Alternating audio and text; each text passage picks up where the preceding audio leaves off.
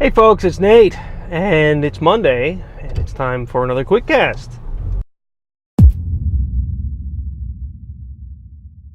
Alright folks, complete disclosure, this is take 3 now of this podcast, or this QuickCast. It's been a bad morning. So, you might notice I'm wearing a mic.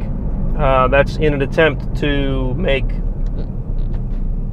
better audio quality for the QuickCast. I found that the recording on the phone gave me this like echoey sound, and I'm really trying to pick up my voice better with this microphone. It's attached to this little recorder here, which I use when I record my podcast, which is not Jeep related.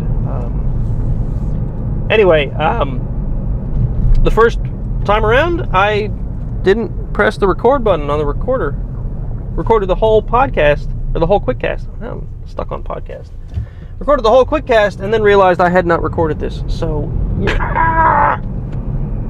quite aggravating. Seems a little high. There, that should do better. Okay, so now I need to try to recite the QuickCast again for the third time. I apologize if this sounds rehearsed, because it is. We'll call those dry run 1 and 2. Alright, so this past weekend I finally got into the garage and I made a short video about what I was doing. I was basically underneath the Jeep trying to figure out the noise from my control arms, because the Jamboree in which I was attempting to get the hang on, there we go. Because the Jamboree, which I wanted to get the Clayton arms on before, is this Thursday. And I'm all out of weekends. So I'm not going to get those arms on before the Jamboree. I had hoped to maybe work on that this past Sunday, but again, ran out of time. Well, I don't know. I decided that it was better to have a running Jeep than start replacing control arms and run out of time. So that's why I didn't do that. I probably could have, but I didn't. I did find, I think, the clunking noise, and I had already suspected that I knew what the clunking noise was. The video that I recorded shows what I think it is, and shows a little bit about the Rubicon Express arms and why I want to replace them. So that'll be coming out hopefully probably today, because in fact it may actually be out before this QuickCast is done editing, because I edited that already and it would have uploaded last night, but I was having bandwidth problems and I got frustrated and went to bed. So sorry guys, you are at the mercy of my ISP. So the other thing I did was help my brother-in-law with his weed whacker. It's having this problem where it won't run properly. Hang on. Got to do the merge thing here. It won't run properly. It starts up and then it dies out on him, and we thought it was the carburetor, so we disassembled the weed whacker and cleaned every nook and cranny of that carburetor, and it still doesn't run right. So we think it's a carburetor adjustment problem now. Even though it ran fine before, now it doesn't. I don't know. So, yeah, if anybody knows anything about small engines, let me know, and I will tell you the issue, and maybe you can give me some ideas on what to do to fix it. He's got another friend he's going to check with to see if they have some suggestions. So, you know, there's that. Weed whackers, man. Can't live without them, right? I don't know. Maybe you can. So, that about sums up my weekend and updates since last time. Oh, I was in touch with Clayton, as I mentioned, about the Clayton arms. They got me the information I need, or I should say the part numbers that I need to rebuild my Johnny joints. And hopefully that'll be an upcoming video. The one thing that I do not have and probably won't have are the specialized tools for disassembling and reassembling the Johnny joints. I'm really hoping I can make this work without the tool, because the tool is more money than I intend to spend on these joints. The rebuild kits themselves, they don't include the ball, the thing that actually the bolt goes through and the joint is in the center of the joint. They include just the bushings that go on the outside. I don't think the balls are going to have to be replaced, so I think that's okay. And they're like under $10 per joint. So as soon as I get the money together, I'm going to need like $30, which isn't a lot of money. As soon as I get the money together, I'm going to order the rebuild kits and start working on those videos, or that video. Basically identifying the worn out ones and how to replace the bushings. I suspect they are similar to the Rubicon Express ones that I did, though I did not make videos on those. I did make a live stream at one point on on removing those, or no, on some of the bushings, but it never made it into an actual produced video. So this will, and I think it'll be valuable for you guys, for anybody who doesn't know how to rebuild the Johnny joint. At the moment, I don't know how to rebuild the Johnny joint, so I'm gonna learn it with you guys. I mean, I kind of know. I've never done it. I'll put it that way. Move, birdie! I don't want to run you over. Good. Okay.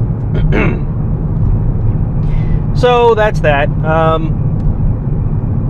I've been stressing a bit about the size of the YouTube channel, and I got some feedback after QuickCast number 9 that really helps sort of focus me a bit, I think.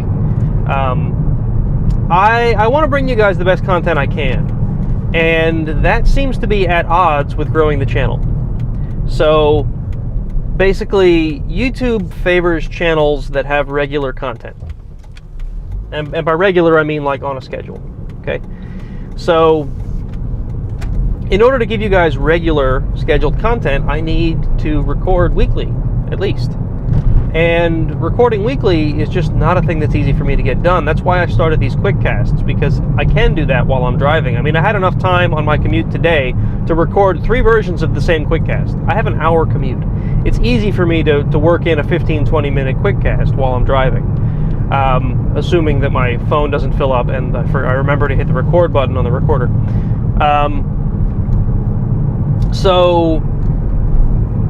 But the thing is, if these aren't bringing you guys value, if you guys don't enjoy them, then I'm going to lose viewers anyway, right? So, like, what's the point of making a video no one's going to watch? Just to be regular? That doesn't make sense. But regardless, that's what YouTube wants in order to give you higher search rankings and whatever, which, I don't know, YouTube, it just frustrates me. The way, the hold that they have over creators really frustrates me. And that's one of the reasons I have the Patreon account. I think that money through Patreon would be a lot less encumbered than money through YouTube. And to be honest, this channel doesn't cost me much, but it could. I mean, it's an automotive channel. It means I need to have content, and having content means I need to spend money on, parts to review, or, tools, or, whatever, the next big project. Without that, the channel doesn't really go anywhere. So yeah, it's really been weighing on me to try to figure out how to grow the channel without giving you guys useless content. So anyway, there was an exchange with one of my viewers and I on QuickCast number 9 that really sort of clarified that for me. And the general viewpoint there was, don't stress it. We like your videos, and just keep doing what you're doing. I don't think that means I'm going to stop the QuickCasts, but it does mean that if I feel like I'm trying to force a QuickCast just for the sake of consistency, I'm not going to record one. Because I don't want to give you guys QuickCasts that are full of filler content just because I need filler content. It doesn't seem like the right move to me. So anyway, you will continue to enjoy QuickCasts, but only if I have something to QuickCast. I'm not going to try to force one out. So that's that. Let's see, what else? Oh, I hope you guys enjoyed the snippet of the Northwest Jeepcast on QuickCast episode 9. Please, if you guys found me through the QuickCast, let me know. Or not the QuickCast. If you guys found me through the Northwest Jeepcast, please let me know.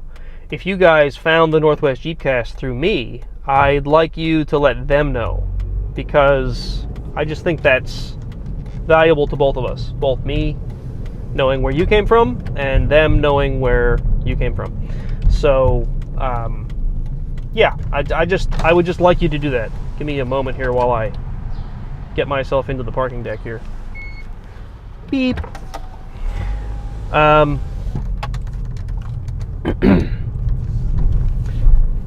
I think that's about it for updates.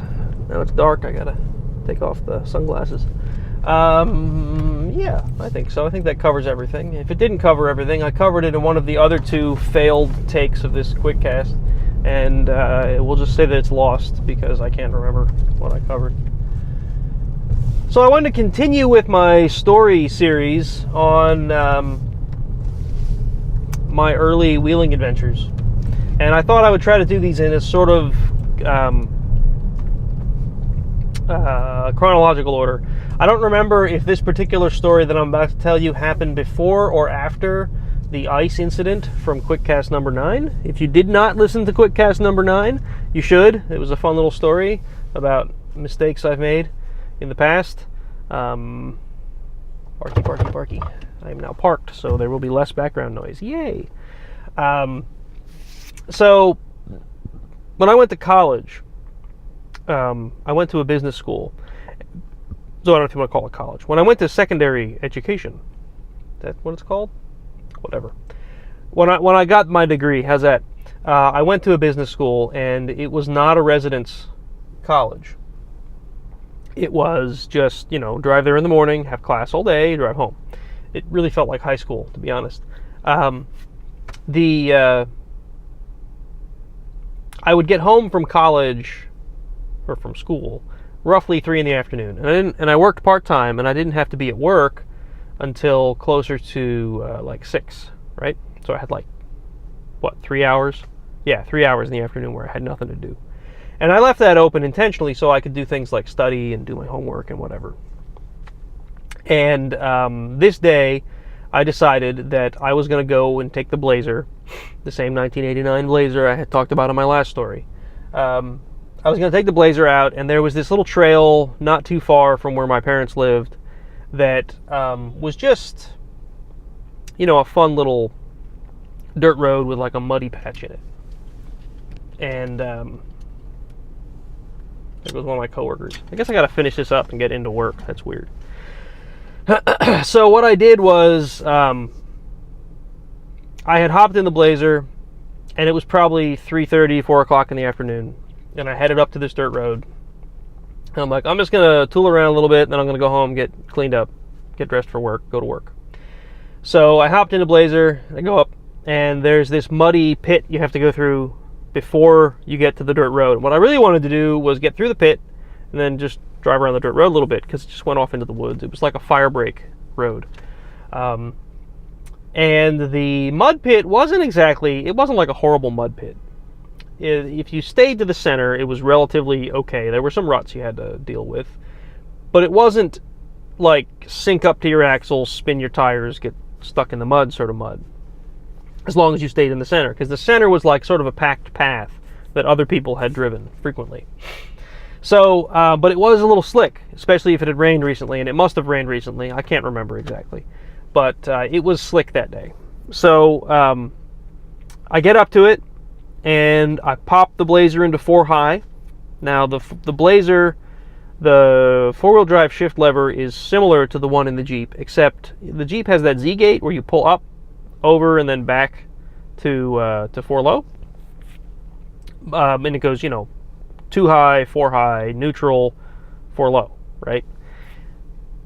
With the Blazer, there's no Z gate. There's a button on the top of the shifter. You push the button in, you pull it into 4 high, you let the button out, and it's supposed to stay there.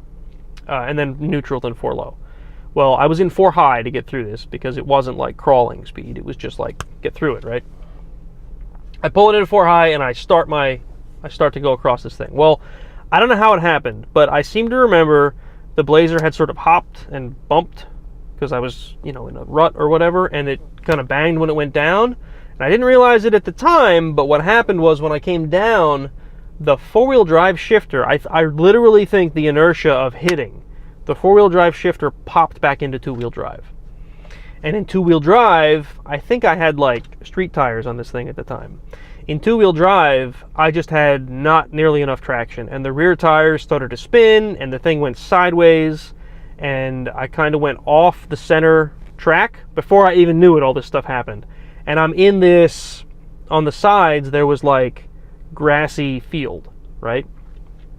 And the grassy field, people weren't driving in because they would stay toward the center like I was. And that was looser, and it was mucky, and I sunk up to the freaking hubs in the mud. And that's it.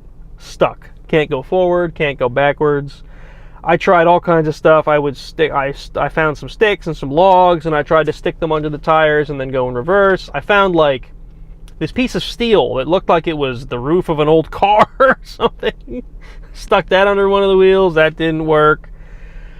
I was stuck. So luckily I had a cell phone, not a smartphone. This was the late 90s.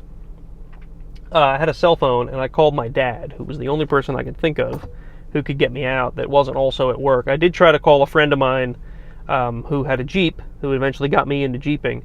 But he was already off to work, so I couldn't get a hold of him. I called my dad at work, and of course he didn't approve of my irresponsible use of four-wheel drive, and I got an earful for that. And then I had to wait for him to get off of work at 5, go home, get changed, because he's not going to come up in his work clothes. Then get his recovery stuff, and he had a Chevy pickup. And he came up and he wouldn't even pull into the mud. He pulled up to the edge of the mud, probably smart. Pulled up to the edge of the mud, got every strap and chain he had, and we ran from his bumper all the way over to my Blazer, and he pulled me out backwards. Then, of course, his chain and his straps got muddy. His truck got a little dirty. My Blazer was covered in mud, as you could imagine. He got me home by, it was after 6 already. He worked at a partner company of the place that I worked, so he knew exactly who to contact. After I called him, he had the forethought to call my boss and say, hey, he's going to be late. So I had sort of a pass there. I got to work like hour and a half late. Blazer covered in mud. And then that weekend, I had to clean my dad's truck, and I had to clean all of his recovery gear that got muddy. So, yeah, lesson learned, I suppose. 1, don't wheel alone. 2, well, there's a caveat there. Don't wheel for sport or recreation alone. There are absolutely cases that I can think of where you'll wheel alone, but not for the purpose of pushing your limits. Like if you're just like, I need to get to the hunting cabin, you might be doing that alone, because you might be alone, right? Anyway, don't wheel for recreation alone. 2, don't wheel when you have somewhere to be. In my case, I did not leave nearly enough time between the time I was going wheeling and the time I had to be at work. So that was a bad idea. 3 would probably be don't wheel on street tires. Yeah, that was a mistake. I wasn't aired down or anything. I wonder if I aired down, if that would have fixed it. I didn't even know airing down was a thing at the time. I was so green. So anyway, that's chapter 2 of Story Time with Nate. I'm going to try to come up with maybe a more positive story for next time around. Maybe an actual fun adventure we were on. I've got 1 or 2 more of the Blazer, I think. I'll probably get them all out, and then I'll start talking about my first Jeep, which was kind of an adventure. So yeah, that'll be next time. So, folks, thanks for watching this episode. Thanks for watching all of my episodes. Thanks for subscribing. If you aren't subscribed, go ahead and hit the subscribe button. I don't know how you found this video if you're not subscribed, because YouTube. Hit the bell, and you can see when I do this sort of stuff, when I publish. and you can also see if I start doing live streams, which I've been trying to think about how to handle in the garage. And share this video, guys. If you like the content, share it. Share it with other people that you think might like it, so I can get more and more subscribers without having to cater to the YouTube algorithm, because that's how you do it. People need to find my videos. If they don't find it with the search, or if they don't get it in suggested videos, the only way that's happening is you guys sharing my stuff. And that's a way to keep this channel relevant, to get the content out there without having to cater to YouTube's search algorithm. So yeah, if you want to support me in ways other than sharing my videos in a more monetary fashion, please hit me up on Patreon, patreon.com/SWBCrawler. I don't think I talked about it. I talked about it in the other 2 recordings, but not this one. The giveaway that I keep teasing you guys about. The giveaway is coming. I have figured out how I'm going to do it. It's going to involve you guys, and it's going to involve you guys picking out your favorite video I've done, and I'm going to have you do something with that information. I will produce another video, perhaps on my way home, or maybe tomorrow or something, and release it specifically about the giveaway. That way you don't have to scrub through a QuickCast to find out about the giveaway. That'll be coming, at the very least, it'll be this week. I'll get that released. It may be in the next couple of days if I can get it recorded and edited. So that'll be out soon. If the mic and the lav thing here improved the audio quality, please let me know. I don't even know how this is coming out. We'll see as soon as I start editing, I suppose.